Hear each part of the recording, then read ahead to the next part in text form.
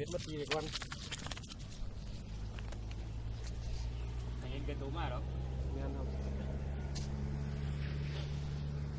สบายไล่ปหน่อยเป็ดสบายผมผมว่าสบายป่ะไก่ไหม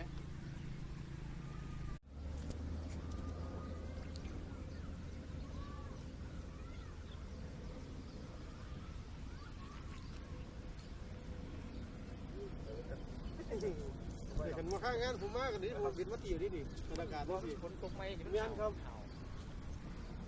คนสบายจะมีไก่เย็นไว้พอคืออีกแล้ว